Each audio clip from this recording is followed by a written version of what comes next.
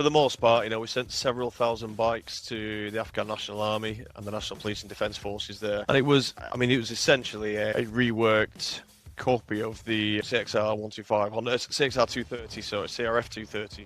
And we developed, an AK-47 holder, a tool holster, some other unique bits on there and trackers and things like that for the military. But it was a very basic bike, and the brief was it had to be repairable in field and weldable. Welcome to the One Gang Worldwide podcast, your ultimate ride into the world of motorcycles. Visit cyclesworldwide.com, where we offer a completely free marketplace for everything motorcycles.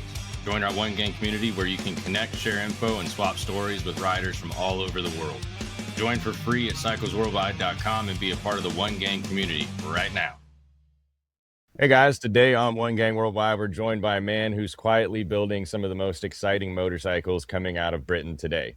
Christofer Ratcliffe is the founder of Langen Motorcycles, a boutique manufacturer focused on hand-built, lightweight machines that bring raw emotion and craftsmanship back into modern motorcycling.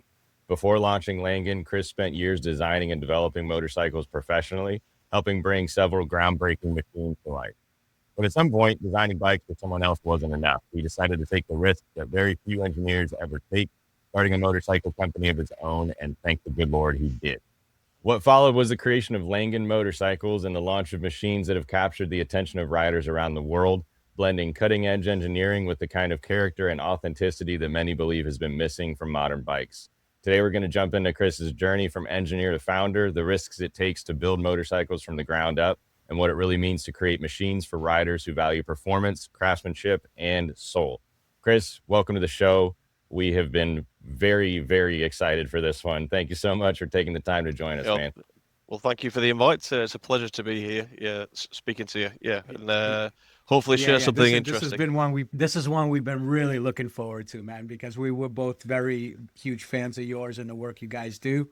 We start off every podcast after this amazing introductions. We start the podcast off with a break the ice section. Okay. It's 10 rapid fire questions. And rapid fire, no wrong or right answers. Yeah, let's do it. 2-stroke or 4-stroke? 2-stroke. That's hard. Yeah, I know. Racetrack or mountain road?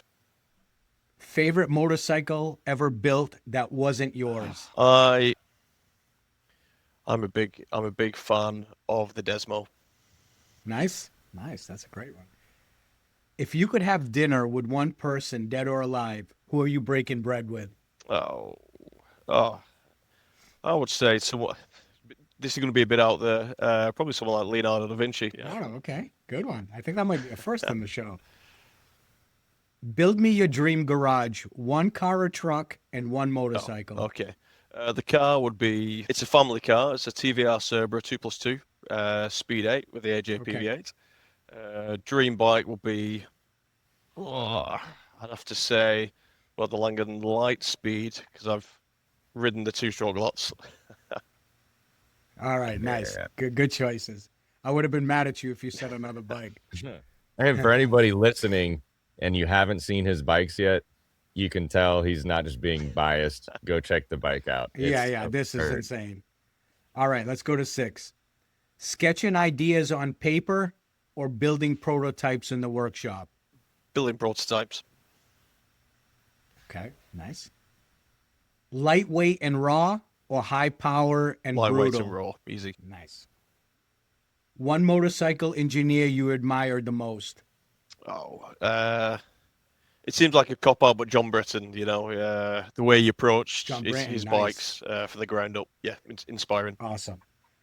Your shop playlist is stuck on one artist or band. Who are you hoping it is?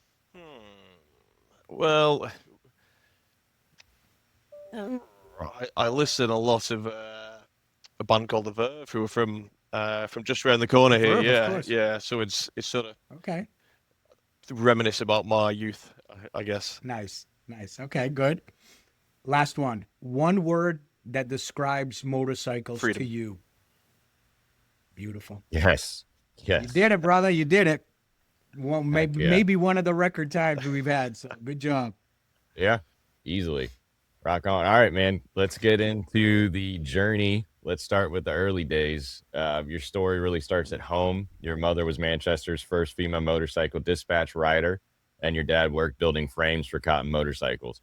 What was it like growing up in a household where motorcycles were already a part of everyday life? Well, I mean, it just seemed normal, you know.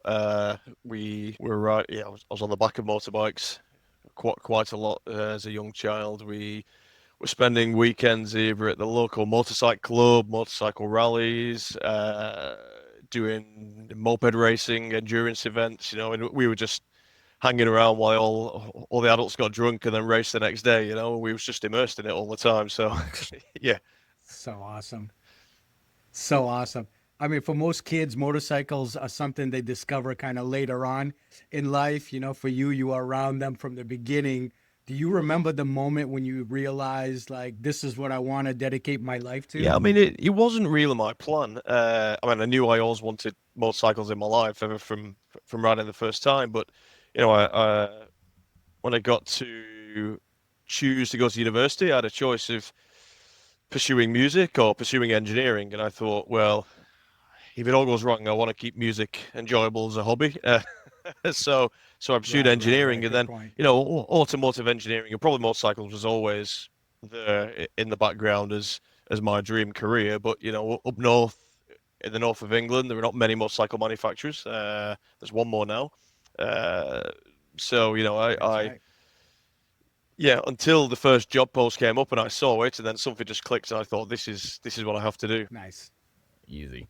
So you've mentioned your first bike was a Honda, a CB100 that you rebuilt Yeah. yourself. What did that project teach you about machines and problem solving at that young age? And how old were Yeah, you when you well, Yeah. did How it? old were I you? was around 16, so this was the first road going motorcycle. So you can have your basic Sick. license for 125cc or under when you're 16 years old. So, uh, Right. yeah, I mean that came on the back of a trailer.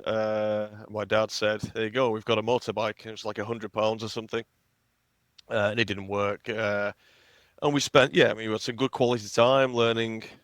You know, a very mechanical bike. I don't know if there were some good learnings, but there was certainly, you know, I learned that with the older bikes, no matter how much time you spend on them, there's more time still to spend. So, you know, I'd have to tune up the drum brake, cable operated drum brakes every time an MOT came around. The electrics were a weekly routine to keep working. So yeah, it keeps, I guess, maintenance and keeping something safe on the road is uh, quite important. That's crazy. Yeah, What was and that? That was your first bike Yeah, you ever got, yeah, right? yeah, yeah. You know, That's size cool. little off-road And bikes. But that was the first road bike. Yeah, and that is hands down my favorite bike because of how it made me feel, and that gave me the bug. absolutely, at 16, man, that's awesome, man. It's your first bike. You worked on it, you fixed it, you ride it. So it's got to be an incredible feeling, of course.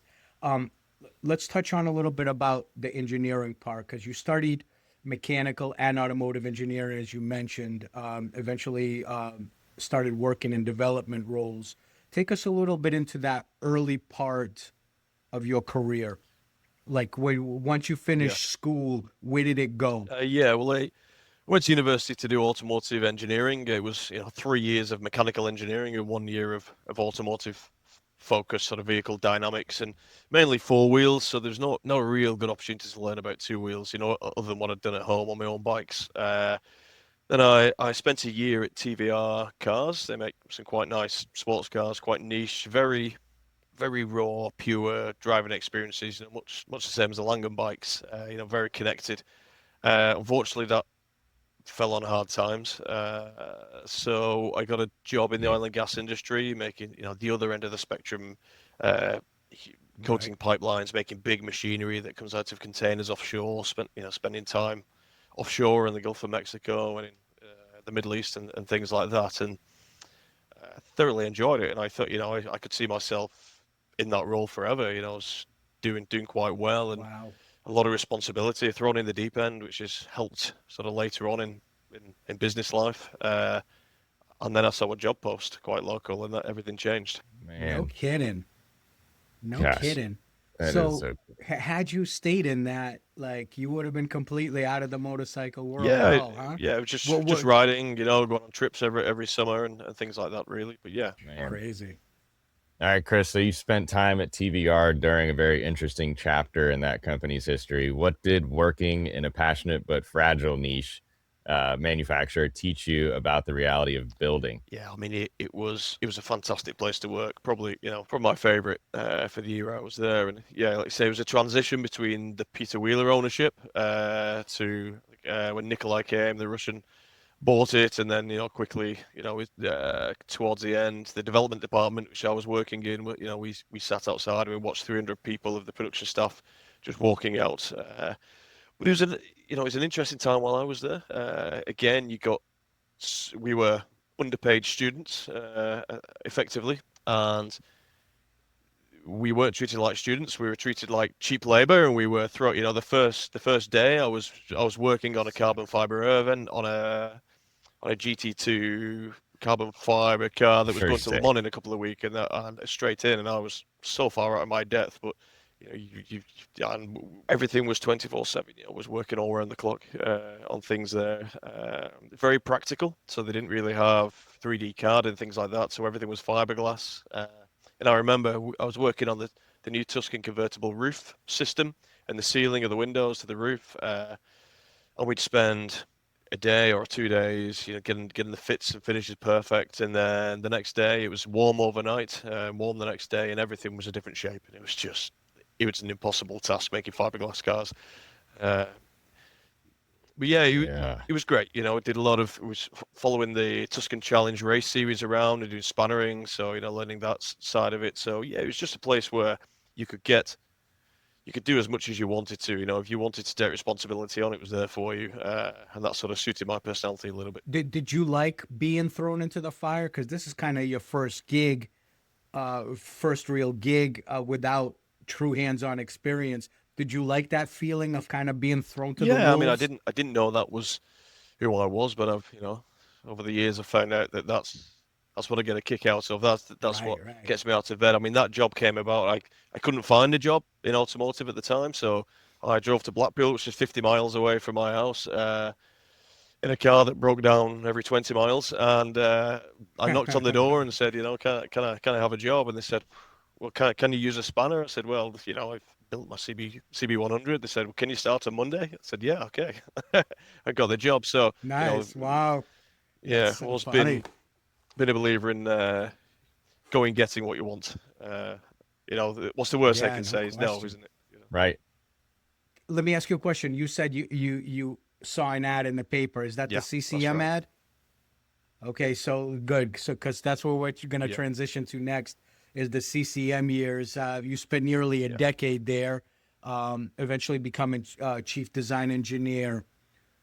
Take us a little bit into what those early years were like stepping into an industry as a young engineer into already an established Yeah, brand. yeah. Well, the brand at that time, CCM, was in quite a funny position, which has been in many times over the years, in that they had just scaled back a lot and had gone back into the family ownership. They were building bikes very much in an old-fashioned sort of custom bike building way, where they had sort of Ted the welder and Raf, and they'd be using armors and just welding frames together, the development frames, and they weren't using 3D CAD at all. They had quite a successful motocross race team in the British motocross at the time. That was their bread and butter for the family. They bought a computer and 3D CAD, SolidWorks, and first of all, Austin, who was the MD, the son of the founder there, he started to use it for a few weeks and then realized it was a little bit more difficult. There's a little bit more to it, so that's why the job post came up, and I was there to drive that first CAD machine that they had in there. So I was very lucky to get in at that time. And then from Heck yeah. there we secured an engine deal with BMW for the G450X engine, which was sort of after some bad reviews because of the way sort of it performed very different than conventional motocross 450 engines. Uh, in BMW's eyes, it was a flop. They only sold 10,000 bikes. Would love to have that kind of flop. Yeah, Yeah, so no so doubt. so we was lucky enough to Yeah. secure the Only. engine, and then I got to design and develop the entire GP450 from the ground up. We built a team as well, but I get to lead that team from concept through to production. which what Man. to get that opportunity is just unreal. So and I took it. It was hard, made many mistakes along the way, but it was fantastic. Yeah, and we made a 450 lightweight adventure bike, probably 10 years ahead of its time. I think nobody really understood it. Right. That's Yeah. cool. Hey, I got two quick questions. One is, you were working in the oil rig engineering side that you were talking about, that you thought that you were going to make a complete Yeah, career out of. You, like, you saw yourself there long term. And then you said you answered this ad. Why did you make that change? yeah, good question. Uh, yeah, it's a good question. I think it sort of felt like it was meant to be. There's a few personal things going on at the time where my wife's mother was very ill at the time, and I was stuck offshore, and I was unable to communicate. She was in intensive care, and I was unable to make any phone calls there. And I think that put something in my mind. So I was going to have to do a lot of traveling offshore and things like that. But it didn't. It didn't make me go and look for things. But then CCM, I've always had a bit of a connection in that my father worked there. So when he worked for Cotton, then CCM Yeah, took over Cotton. So it was, there's a few guys that worked at CCM when I started that uh, I knew my dad, and my dad worked for when he was an apprentice. So there was always a bit of an emotional connection as well there. So it just felt right. As much as applying for any new job can feel right. Your bike turns heads. Your gear should too. Milwaukee Motorcycle Clothing Company has classic leathers and bold new designs you won't find anywhere else. Shop top brands plus exclusive MMCC originals. Right now, our listeners get 20% off their entire order with promo code CW20. Visit MilwaukeeMotorcycleClothing.com today.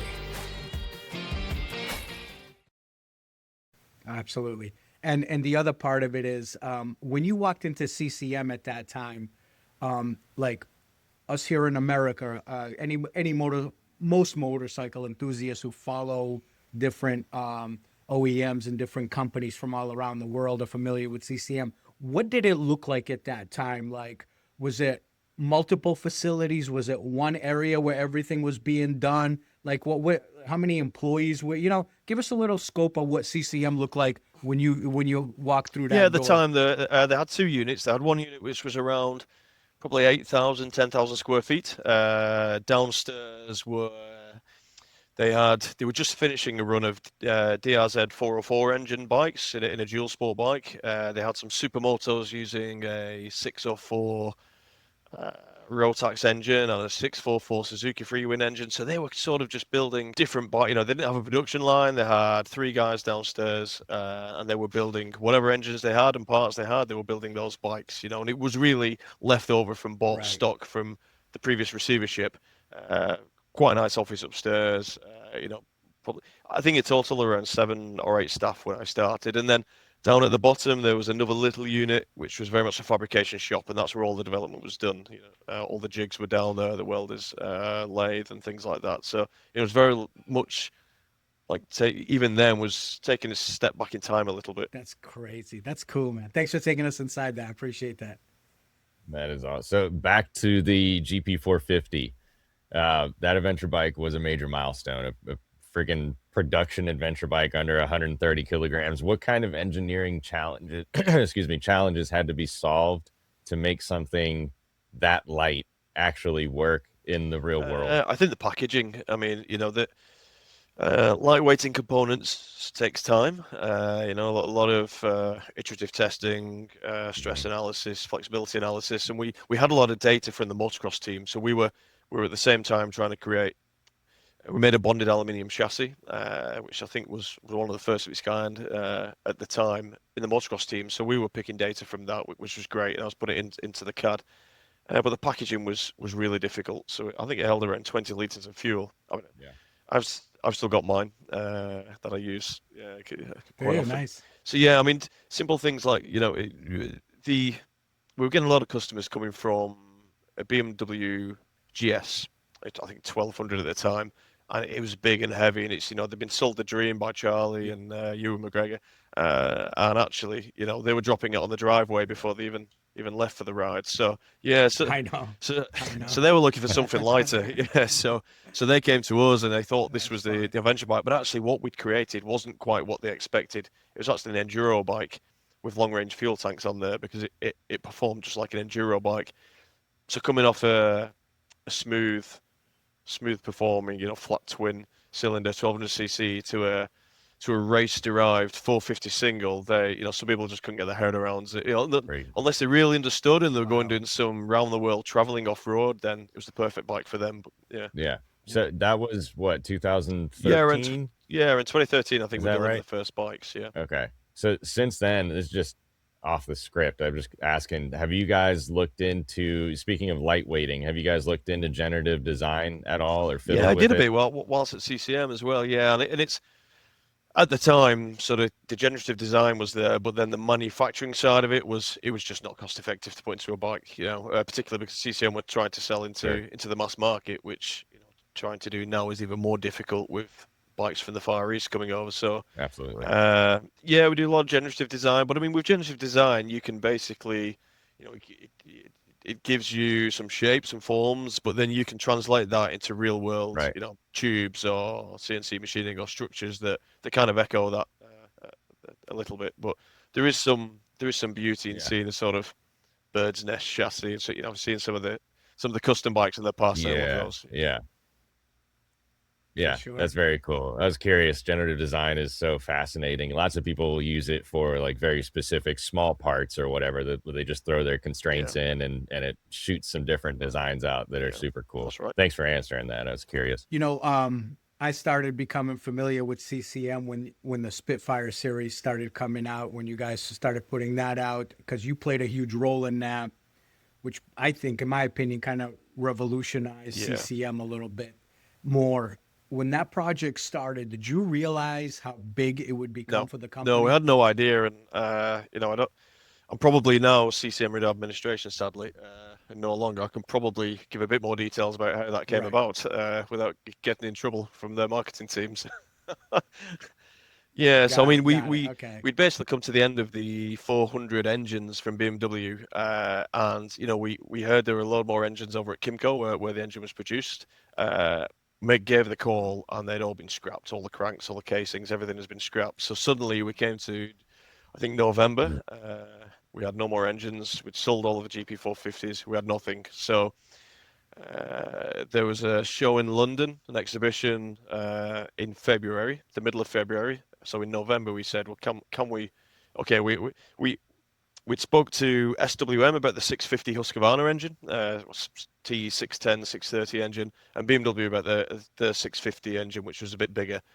And we said, can we get a bike there for February? So I went home and sort of didn't resurface till January. And Wow.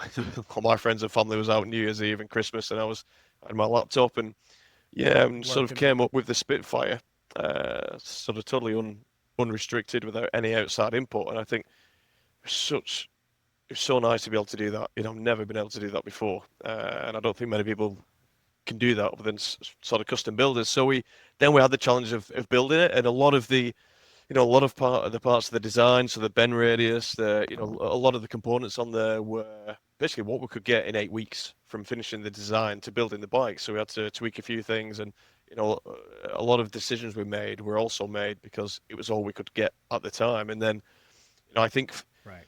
I drove the van down to London on the Friday.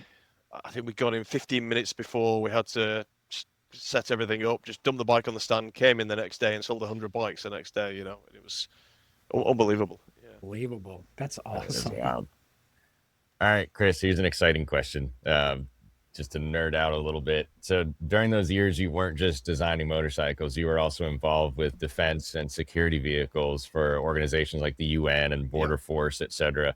How does engineering for that kind of environment differ from designing motorcycles? And was there any crossover or ideas that you got from one side that you could use on the Yeah, I other? mean, we were developing. I mean, for the most part, we sent several thousand bikes to the Afghan National Army and the National Police and Defence Forces there, and it was essentially a reworked copy of the CXR 125 Honda, CXR 230, so it's CRF 230, Mm. and we developed, an AK-47 holder, a tool holster, some other unique bits on there and trackers and things like that for the military. But it was a very basic bike, and the brief was it had to be repairable in field and weldable. So we almost dumbed down what we usually do in terms of engineering to be so basic, and repeatable. So we were building a lot of bikes. I think we did a couple of thousand in a year at one point. But then we had some more interesting projects where we made some police bikes for the Pakistani police and made a full pannier kit and electronic system. Uh, Made some ATVs for the Kosovo border guard and things like that. So yeah, we had some really interesting projects, and they sort of funded our GP450 development at the time. Cool. That's wild. Thanks for answering that. Yeah, That's wild. That's what a background. All right, well, as every entrepreneur reaches a moment in their life where they have to make this crucial and strong decision, where they got a family and they got bills, and all of a sudden they get this itch that they want to start something. At some point, you made that decision that many engineers dream about, but actually very few take that leap of faith of starting your own motorcycle company. So this is kind of a couple of questions I want to get out of this. What was that moment where you said, I'm going to take this risk? And what part of your life made you decide it was time to do it? I think some of it was driven by where we were at CCM, because we said the Spitfire was a success. Then within 2 years of launching Spitfire, I was under a lot of pressure, and the design team were under a lot of pressure to just keep churning out iterations of flat tracker, scrambler, a cafe racer. We partnered with Carl Fogarty to do a special, and we were just doing iteration after iteration. And it's not really what the sort of passion for building something new wasn't there. I wasn't wanting to push back and build something new. So that, I was sort of in a cycle where it was less easy to spring out of bed to be excited by the job in the morning. And also, I was being paid quite well. I had a nice car, nice house that we renovated over 6 years and things like that. And I was working 60 hours a week, and I thought I was sprinting on a treadmill, and I sort of looked around and thought, I can't get off. You know what? Is this my life? I've done what I wanted to do in my career. Created some motorcycles I'm proud of, and helped build CCM up a little bit, and probably wasn't that happy. Yeah, I wasn't content. I was happy, but I wasn't content. So yeah, I just woke up one morning and said to the wife and said, and Angela said, I think we're gonna have to sell the house. And we had a long discussion. Wow. We've been together since we were teenagers, so she good understanding and very supportive, and yeah, so we did. I sort of set then a year plan to say, right, we'll sell the house, sell the car, so reduce all our bills by £1,000 a month, and and then I'll try to find some work and think about perhaps building a bike myself. Got about 6 or 7 months into that 12 months, and the itch was too big to scratch, so I just had to do it. Yeah. That's incredible. It's That's like a cool. hamster wheel. Like the treadmill moment sounds like it was kind of a microcosm for realizing that you might have been on a hamster wheel or in the rat race. That's funny, man. It happens. So how old were you when you decided to do this? 26, 27. Wow. Okay. All right. You took a leap early. That's good. And how did you come up with Langen? Well, it's actually an old nickname of mine that just came about. I told a lie. I was not. I'm thinking I'm younger than I am. By the way, I was actually I was actually around 33 when I started the business. So when I got When a you job, yeah. started, okay. Sorry.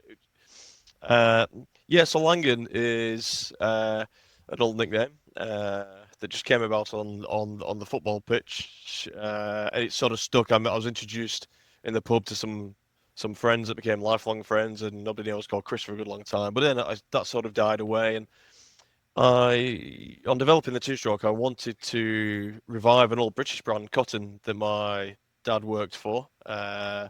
Yeah. And the last bike he worked on was a 250cc two-stroke that had some success at the Isle of Man. It was actually branded, I think, a CCM at the time because they'd just taken over, and I thought, what a beautiful story for then me to come out of CCM with a 250cc two-stroke. Yeah. So I got very far down the line with Cotton Motorcycles. It's like a triangle brand from, well, I think it started around the 1920s, 1930s, and ran through to the 60s and 70s.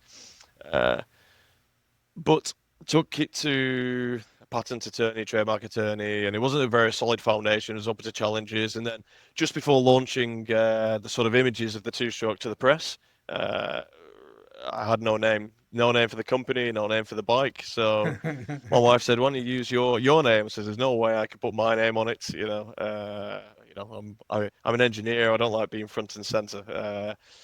Right. So hence putting the nickname on felt nice. I'm still proud. It's still got a connection to me, and it served very well because it's a unique word. So Absolutely. it works well. Well, what is the meaning behind it? Is there a No, meaning behind no, it? absolutely no meaning behind it. No, No, it no, was. just I the think somebody nickname. was giving German nicknames, and that was Got it. mine. Yeah, Got it. there's. Got it. I Okay. do I do tell a story sometimes. So Eugen Langen was the guy who worked with Nicholas Otto to commercialize the combustion engine. So if you want a real nice story, you could say it's that, but it's not. Okay. I like that. That's cool. That's If you funny. want a nice And story. that's funny, dude. Oh man. All right. So rewinding a little bit, from what we understand, starting Langen wasn't a very comfortable move. And you mentioned discussing it with your wife. Thank God she supported you in that move. Uh, but I'm sure, I mean, there were real sacrifices involved financially and personally. How difficult was that period when the company was just an idea and not yet a motorcycle? Yeah, it was uncomfortable but exciting. I think we had less disposable income. We just had I think I had a 3-year-old child at the time and another on the way. Man, So it's not the most sensible that's some decision, but pressure. but it felt absolutely the right one at that time for both of us, for all of us. All the kids did hug the Gotcha. house and cry when we had to leave and everything. So it was quite, it's quite an Ah, emotional time. Uh, man. but yeah, I mean, I didn't go with no plan. I had my engineering background to lean on, so I went and did during the day. I was doing engineering contracts, working on for the first few months, glass fireplace to go in Harrods, a big department store, uh, Huh. and all the while there was a lot of money floating around for the government, in innovation money for EV, so battery technology and things Mm, like that. And I had the idea of a modular battery for motorcycles at the time. I was quite familiar with the grant process, so in the evenings then I mhm, was writing a grant proposal for I think it was a £60,000 grant at the time, but it was a pathway to potentially more. And fortunately, I mhm, was successful to get that grant. So then I had to make an electric motorbike with these modular battery systems, of which I knew really nothing about, other than I knew the concept and the idea. So we got a good collaboration together. But what that did was it got some that didn't cash in the door that didn't rely on me doing contract work in a totally unrelated business. So let me concentrate on motorbikes. So I then following the proof of concept grant, went and applied for a bigger grant, which was something like 120 grand. I had a big project to fulfill, and but it was through the business. So suddenly we had a business, and that allowed me to get the workshop that we're in now, which is quite a modest workshop. But it really, established us as a business, and it came at a really good time because I wrote a letter to Vincenzo Mattia, who is the developer and designer of the two-stroke engine, very much sort of a man after my own heart, very aligned in a lot of ways. And I wrote the romantic letter about my father in Cotton and CCM, and he was in instantly, So, but then he cool. threatened to come over to the UK, and I thought he was a bigger corporation than he was, and at the time, and I thought, oh, bugger, he can't come to my house and come to my kitchen table. I'm not going to get the engine deal this way, So luckily, I got the EV grant at the time. Quickly put a deposit on a workshop. Uh, Nice. over the weekend built a little office, a wooden office in there, and then Vincenzo came over, and it wasn't the most glamorous place, but it was better than my kitchen table. And then we hit it off, and he brought his two-stroke 250 sort of race replica over, and we blasted around the roads around here, and got a good relationship. We give him a full English breakfast, and he went home happy, and we got the engine contract. So yeah. That's so awesome, man. It's so cool. Yeah, I wanted to kind of go into that because what was the core philosophy for you behind building that two-stroke? Yeah. Well, I mean, yeah, choosing what bike to build first was very difficult. Right, very difficult. Because I one of the reasons for leaving CCM was we were building things at a cost, at a really constrained timeline. And I'm an engineer. I wanted to see, I'm a rider, and I wanted to make the absolute best bike I could, but I wanted to make something nobody else was making. So I'd actually met Vincenzo in Milan in 2015 and saw a little 125 version of his engine there. And of all the bikes, every single manufacturer goes, it was just Vincenzo in a corner with this little two-stroke, and I was just fascinated. And that obviously stuck with me for a number of years.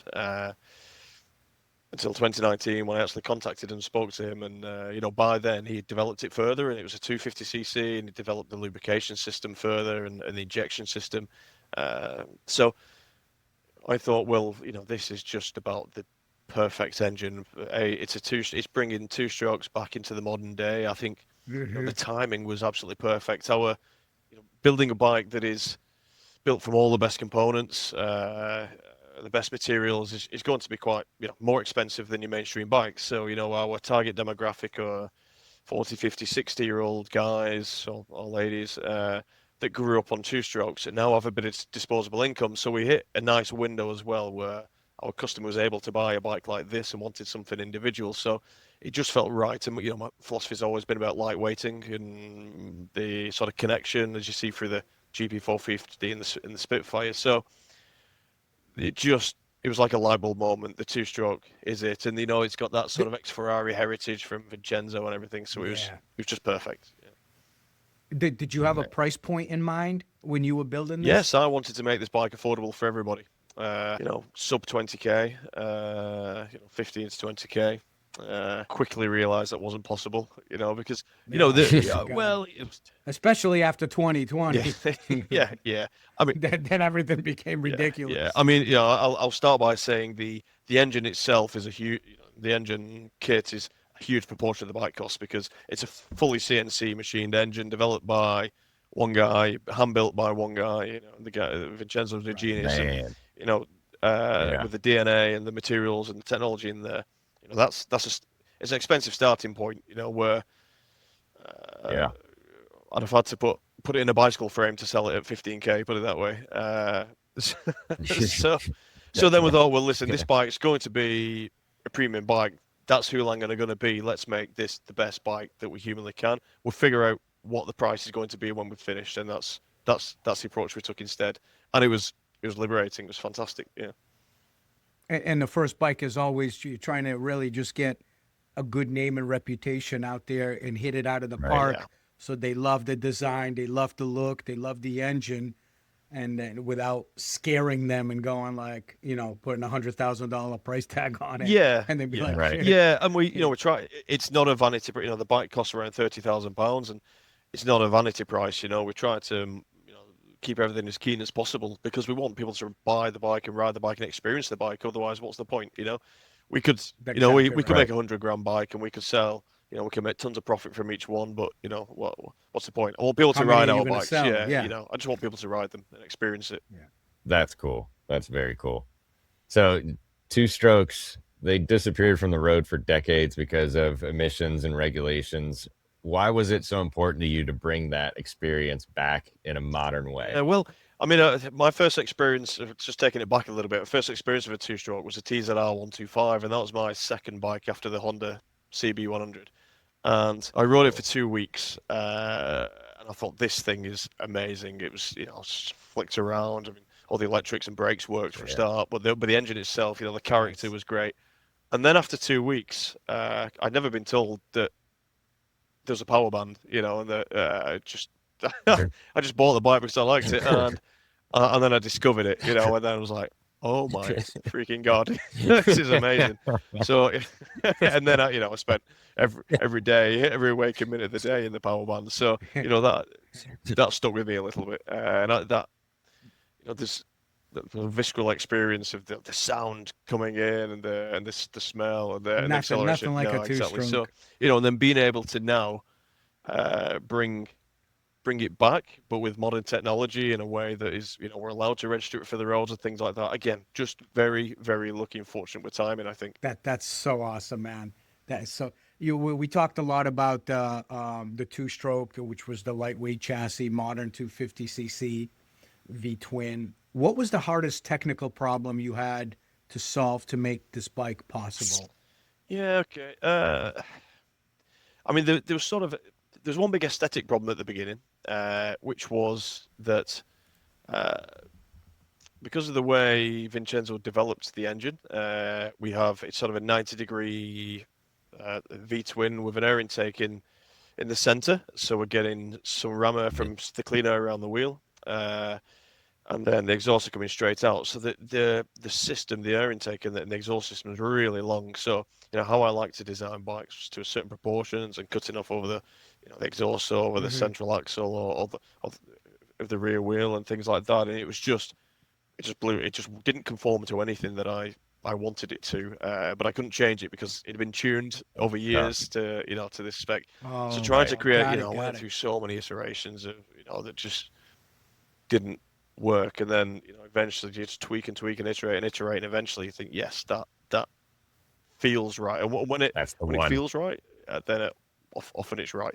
Something just clicks inside, and it's sort of focuses in and it feels good. So that was an aesthetic challenge. I think the technical challenge, one of the biggest ones, was probably, always the packaging, hiding all the systems, the electronic systems, ECU, all the control systems. It's a very sort of porous design. The intention was to show how everything was manufactured with a trellis chassis, all the machining on display. So hiding and packaging everything with almost zero bodywork was a real big challenge. And it drove everything to go inside the belly pan, which you'll see on the bottom of the bike, and all the battery and the major electronic components are down there. But everything's a little bit sort of in unconventional places. The radiator is under where the tank cover is. There's a carbon fiber fuel tank and then carbon fiber cover, and the radiator is a really small core, a really efficient core, so we can reduce it to half the size, and we get some nice clean air coming through the center of the fork legs. So we're getting higher speed, more pressure, so we're able to use a smaller radiator. So everything was just packaged so unconventionally on the bike, Nice, but also nice. so visible at the same time. It was a real challenge and kind of painstaking. What size was the gas tank? How many was it? Like a 3.5 or Yeah, was it a we're at four? 16 and a half, 17 liters. So yeah, Okay, about three and a half. Yeah, three and a yeah, half. Okay, yeah. okay. Some customers ask us what MPG do we get? What's the go? And we say, oh, you're missing the point. It's a We're two-stroke, yeah, man. I mean Yeah, we we spent 3 years trying to burn as much fuel as we possibly could in the yeah, fastest I time know. possible. If you're buying a two-stroke, don't ask about gas mileage, please. Man. So Chris, going forward just a little bit. So you've got, all these prototypes. What did it feel like when you've got that first prototype on the road and people actually first started riding it after years of Yeah, work? I mean, first of all, it was a massive relief because when we first tried to launch it, we'd finally got ready. We'd poured all the cash into getting that first prototype ready. I was really happy with it, and then COVID hit. So, uh, Good. so Gosh, man. we couldn't take it outside. Well, Uh, I could take it outside, thankfully. I'm nice and Right. safe in my helmet, but yeah, we couldn't take it to any events. People weren't spending money for the first period at least, so it was frustrating, worrying. Luckily we went back to doing some engineering contracts. Did a bit of work for the oil and gas place that I used to work at, and for some other motorcycle manufacturers, some design work just to pay the bills at that point because we'd sunk gosh. everything into the two-stroke development and the tooling and everything. So Yeah, that was a nervous time, and then we there was a little window in between some of the lockdowns where we could do an event in a certain way, and we took it to Blenheim Palace, which was I think Winston Churchill's old Cool. home. Yeah, it was quite a fancy Yeah. show for premium cars and collectible cars. Totally out of Yeah. my comfort zone. I'm used to the motorbike rallies and things like that, but Did you get business oh, out it of was that? phenomenal. So we took over 2 days. We took 12 orders at the event. We took Wow. similar over the phones. Nice. So suddenly we thought, yes, we have a business. Nice. It's the Yeah, perfect audience to get in yeah, front of. yeah. And That's we cool. we took some videos That firing up, and it was at the time we was running premix on it while I was working on the lubrication system, so it was smoked everywhere. People loved it. Yes. Yeah, that's the way to do it, man. That's so awesome. That brings back memories because we did the same thing. We were building, we called it back in time cycles, and basically we were building like 1940s Harleys with today's technology. Oh, nice. And we did the same thing. We built two different models to try it out and took it to Daytona Bike Week, and we entered every motorcycle competition there was for bike building, and we took like 11 out of 15 first Wow, place, and we got orders right away, and that's when it all started. So brilliant. it's I feel that Yeah, passion because you believe in everything, but you pray that the public sees yeah, it too. exactly. So that's really Exactly. cool to see. I wanted to ask you this, like today, Langdon builds motorcycles in smaller numbers, almost like mechanical art pieces. In a world of massive manufacturers, why do you believe there's still a place for boutique builders like yourself? Well, I think people now more than ever, I think, value individuality. Something that reflects them as a person. Everything is so easy to obtain now, and the mass manufacturing world in every industry, that we see artisan businesses in all kinds, whether it's food, jewelry, fashion, cars, machinery, everything. There's large value being placed on that human connection, I think, and in particular, and I think Mhm. motorbikes is the perfect place for that because I'm sure we all ride motorbikes for the same reason, that sort of connection, freedom. Creating something special was always in the plan. Actually, creating individually customized bikes other than tailoring the suspension and the ergonomics, was not really in the plan. And the first prototype we made was, we loaded it with everything. Everything was carbon fiber. Twin hell setup, brakes. We put everything on it, and I said we're going to make 100 of the same bike. It's going to be really easy production. We'll just keep banging them out. It'll be Yeah. great. The first customer comes to the door and he wants, there's little extra carbon bits, a different mudguard, different paint job, different anodizing. I thought, no two bikes are going to be the same here, are they? And actually, That's right. it's That's been right. really nice. It wasn't in the original plan, but we've learned that along the way that actually that's what our customers want, and that's what they value as well. So we really leaned into it and developed a huge Yeah. sort of build specification sheet, options list, which was developed by the customers. So every time we had a customer come and visit us and ask for their Cool. we developed a high-rise bar kit where we developed all kinds of things just on the strength of the customers, really.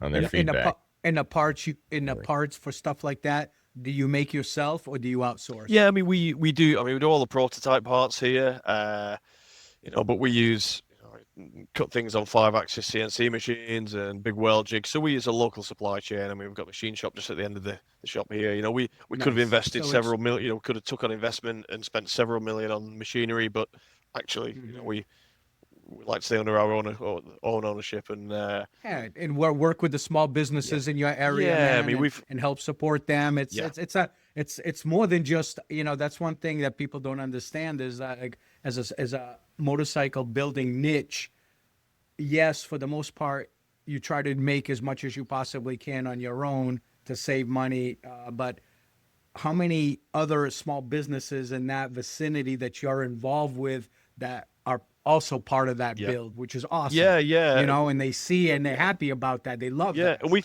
to be a we part of feel, something in some special. cases for the smaller ones like the paint shops and things like that, we feel a bit responsible for them. They're a part of the family. Most of the 100%. business is producing our parts or painting our parts, and I think I don't know if you found this building your bikes, but we certainly some of the bigger manufacturers we were we should really struggle to get into. If there's somebody that works there high up in the board level or the owner, if they're a motorbiker, we're straight in. We get preferential treatment. It's a great community to be in, even in business and The industry. best. As soon as you make that motorbike The connection, best. it opens doors. 100%. Yeah, Yep. for sure. So one of my favorite things on your website is, and this leads into the next question, but going in to check out the Lightspeed, you guys have the counters. So it's, the number counters. So you've got the horsepower on Yeah. one side and the weight in kilograms on the other. And as they're counting up, you're waiting and waiting to see where it's going to land. And they both land at 185. So you got a friggin' horse for every Yeah. kilogram. Yeah. It's That was the brief. it's So That was the cool. brief. Yeah. Man, that's so cool. So you've built this company around that, around craftsmanship, detail, lightweight engineering. How difficult is it to maintain that philosophy as the company grows? Yes. I mean, we in some ways we with the light speed, we've learnt a little bit. We're going to be producing slightly more numbers than the two-stroke, slightly bigger rate. So we're making 185 of those. And to do that, we've sort of started from a customization point where there are three options. So there's sort of a full carbon version, the purple sort of prototype launch version that we did, and then this silver standard version. So we're trying to, for some people who don't necessarily want fully customized bike, but they want something quite unique, giving them a sort of limited amount of options. But if somebody wants something completely unique, we're still able to do that. And we've just actually developed a full touring kit, so panniers, screen, Wow. all manner of things, a pillion Bags, kit. Yeah, everything. Wow. because the first guy that came in to specify his bike said, "This is my sports tourer. All my friends are on a GS or a Multistrada, and I want something really unique and different and really special. They'll Killer. outperform them." So we turned, you know, from that moment we thought, actually, what we're building is a sports tourer. So people see the bike in different ways, and we're still developing parts because of what customers tell us to do. Very cool. That's That awesome. feedback driver is really cool. Yeah, I love that. I love that you're able to be flexible and hit every market because obviously the touring world is huge, Yeah. and if you can get it onto that and have your bikes out there, that's insane. Lightspeed is the next big evolution for your company. What excites you most about the new machine and what it represents for the brand going forward? Yeah, I think it really feels like well, first of all, it really showcases what we can do. So the two-stroke showcase the sort of engineering side of things and the materials and what the brand's about. But actually, we've got a really, really top-class team here who've come from, McLaren and Triumph for places like that, and good people. Nice. And the light speed is something that hits very much closer to some the flagship bikes of the big manufacturers. So, with this, we're taking on the Triumph Rocket 3, we're taking on the Ducati Diavel, and we're on the price point, we're taking them on as well. So we are on the technical specifications. We are lighter than the Diavel, we're more power than the Diavel, and we're somewhere in between the special Lamborghini versions and the normal versions. So we're you know I hope this someone in a boardroom over in Italy saying, "Who the hell are these little guys from Manchester?" Good, man. Good. That's so cool. So cool. Hey, do you have a vision to like, is everything basically, is your goal to just do business to consumer or eventually have other dealerships selling your bikes? Like, do you have that as a long-term version or just keep it more boutique-ish? Yeah, well, I mean, listen, we want to grow. We want more people riding Langens, but we still want them to remain special. But I think there's still more growth in numbers. So if we get to 250 to 300 bikes per year over the next few years, and that's a very nice point. And I think whilst we really value and the customers really value this direct connection and sort of specifying and selling that we have, where there's going to be a break point, a tipping point in the not too distant future where we need some outside support, and particularly as we go outside the UK. The UK is very small, so Yeah. we're looking to go to the US. So we're already looking at Okay. trying to find partners there that can offer the same level of service that we offer here. But Yeah, it's it's important. driving to one side of your country to the other is a bit different than driving to London from Yeah. Manchester. So, Yeah, right. Yeah. Right. Yeah. For sure. Yeah. Yeah, a little different. So, looking at the broader motorcycle industry today, electrification, regulations, massive global brands, where do you see companies like Langen fitting in moving forward into the future? Yeah, I think companies like Langen will actually get stronger. I think demand will should get higher, and it's I it, agree. you could probably it probably echoes the car world a little bit in that the more electric vehicles come in, the more you gear towards autonomous driving and public transport. The cars then, the ones that people really value, the drivers, are buying bespoke, really customized, really niche Yep. vehicles. And we are in that niche sector where the people buying our bikes are the guys that really love riding. They if they want to buy a low capacity EV bike for the city, cool. That's great.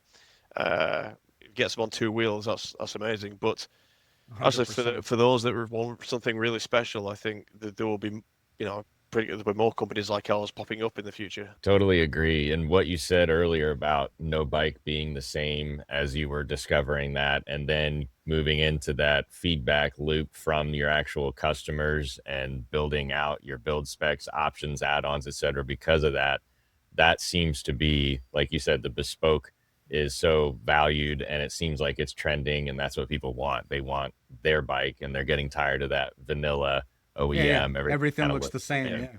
Yeah, Yeah. I think the motorcycle world is really unique in that as well. I think that's what makes us quite strong is because I think most of my friends and people I've met and customers, they're all very strong that have slightly different personalities and perhaps the mainstream, and we can build a bike that reflects that. Then that's amazing.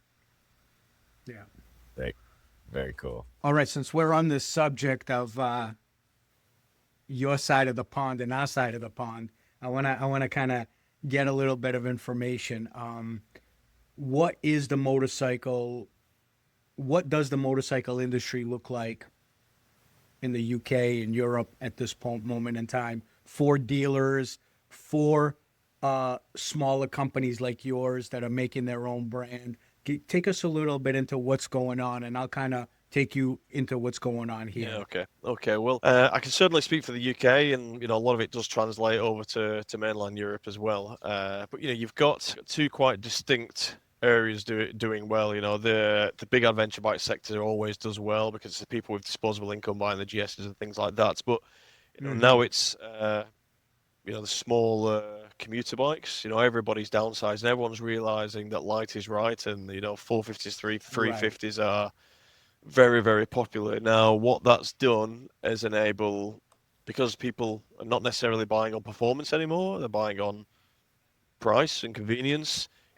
That's opened a huge door for actually some very good Chinese brands to come in, uh, Cove and people like that. So you go to the motorcycle Yep. shows and even dealerships turning from Yamaha to Cove and Vogue and things like that. So at the other end, you've still got, I mean, Triumph do their own thing very well. They've got the Heritage, which just sells. They make great bikes. And then you've got Ducati and people like that at the higher end where, people, it's very much brand value orientated and people are buying because of the brand. The people in the middle have been struggling. So, guys like CCM where they were making a bike which is 600 cc, 50, 60 horsepower, pretty middle of the road. Okay, it looked really unique and nice. But they was trying to sell it, I had to sell it for 12 to 15,000 pound, and the Chinese could come in with something that looked almost as good, and Right. it was, £8,000. So it just killed the business. The middle ground is just so difficult, and Is CF Moto big in the UK? CF Motor's quite big. Yeah, I mean, I've not seen them for a while, but I think the most recent biggest company from China is Cove with the adventure bikes and off-road bikes. I mean, they're killing it at the moment. I know, because they give you so much, and the Yeah, price is yeah, like half. yeah, I know, it's yeah. crazy, So even less in some places. and then sort of our end, we're sort of in our own little sphere somewhere else where the market doesn't fluctuate that much up or down because I don't know. I think that people with that amount of disposable income generally uh, aren't as affected by the economy and other Yeah. things that are going on in the world.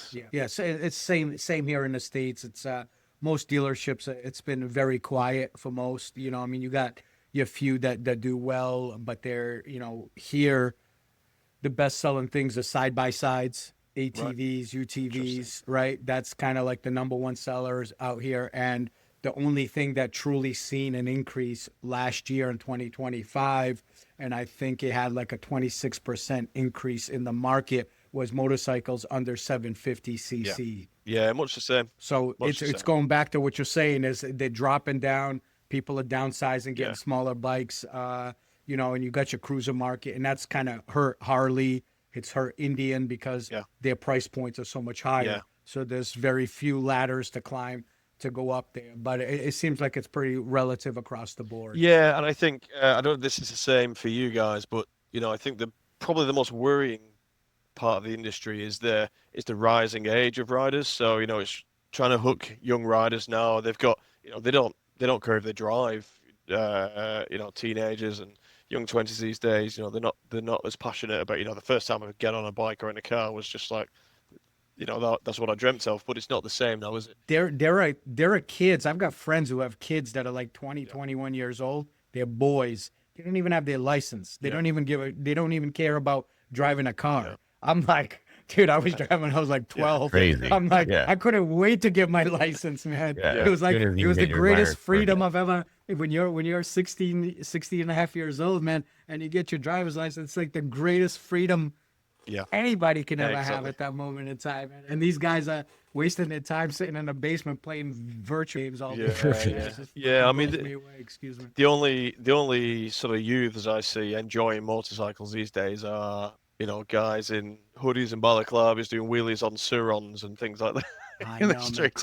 But they're loving bikes, Crazy. they're very good at wheelies as well. But, if we can hook some of those guys onto, some proper Yeah, but we don't motorbikes, want any of them crashing any of the Langen. no, So we want those bikes to yeah, still stay spotless. All right. Well, we'll get into the last end of the show, and the last question here is, somewhere out there, somebody listening to this podcast in the future, one of the things that Ben and I pride ourselves on is we get to document history. So one day, maybe your kids, when they're older, and the kids can pull up a YouTube video of their grandpa, or their dad, explaining the things that he's been through and things like that. So for somebody listening, maybe a young engineer or somebody sketching a motorcycle somewhere on a notebook like you once did, what advice would you give that person if they want to build something of their own? I think if you've got a dream, and you can turn it into a very loose plan, then the only thing you can guarantee is that you will get some massive obstacles in your way, and you've just got to keep going, keep finding a way around them, over them, through them, and just keep going.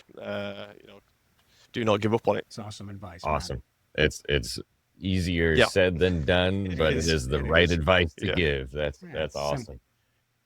So, Chris, we've got langenmotorcycles.co.uk for the website, and your socials are in the footer. So we'll snag all those and put them in the show notes. Is there anything else that you'd love for us to link in the notes, or anything else that you've got?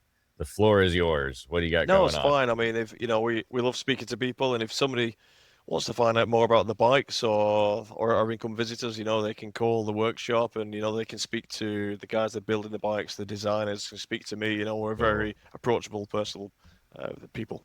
We might do that Yeah, just sure. for fun. Yeah. Man, Serge and I are gonna if harass we're you guys. if we're flying to UK, we're going to see Absolutely. Chris. So Oh, without a doubt. hey, Without a doubt. I did want to ask you a question. You talked about it briefly. You said that you're working on some things in the U.S., trying to get some models down here. Are you speaking with anybody specific? We have a pretty good connection. We've got a pretty good database of people from around the U.S. in higher level positions that we've had on our show, have become friends. So if there's anything where we can help you, at least make a connection or anything like that, let us know. Yeah, let's chat. Well, what's been Yeah. happening? Yeah, well, what's been happening on your end with working companies in the U.S.? What is your vision? Are you looking to send like one or two models to a dealership, let them put it on their floor, see how it sells type of thing? Or are you looking to kind of gain more where you're sending maybe 10 units or 12 units to them? Yeah, I mean, first of all, we've already got some orders from the US, which is good. We've got 3 two-strokes in the air at the moment, and we've got three already landed. So we're getting a small number of bikes, but they've all come naturally and organically through the website or online. We've not Nice. marketed out there, and it's a sort of chicken and egg, but I really believe that the Lightspeed is the bike to take us to the US. So I think it's appealing. I mean, it's got an American engine for a start, so that helps. right, yeah. So we're in some conversations at the moment, but I think we want to start quite gently. I think we're going to bring some bikes over, myself and somebody else, and we'll plot a little roadshow. We'll stop at various events. We can do, intimate talks with people at certain dealerships, or, they don't necessarily have to be motorcycle dealerships. It can be, some nice car dealerships, or, but bike meets and things like that. And we want to do it really kind of organically first and really get some good feedback about the bikes and, and get some good connections there. And then, ultimately, we are looking for, trying to define a partner over there, at least one partner to help us out on a more permanent basis, and really help customers out over there. And what would you be looking for in this partner, just in case people are listening? Here's the chance for them to understand. It's a little bit distribution, but it's mainly customer support, the aftercare, the after sales. Now with that, that obviously can cross over into sales as well. And if there's, if we ultimately, we'd like to establish a more significant permanent base somewhere, and it's just establishing where that needs to be as well is the tricky part. The obvious thing to say is over the West Coast, but we're not sure where the location is. So I think we need to meet some people and speak about the longer term strategy, because at the moment, we're coping okay, dealing direct with customers and working with independent garages and things like that to service the bikes. But it'd be nice to set up a more permanent base over there. 100%. To have more of a production going forward, to satisfy both sides. That's awesome. Chris, this has been unbelievable, man. Thank you, brother. Thank you from the bottom of our hearts for coming on, man. I love you. I love what you've been doing. I've been following your journey. So it's so cool that when you and I chatted and you agreed to come on the podcast.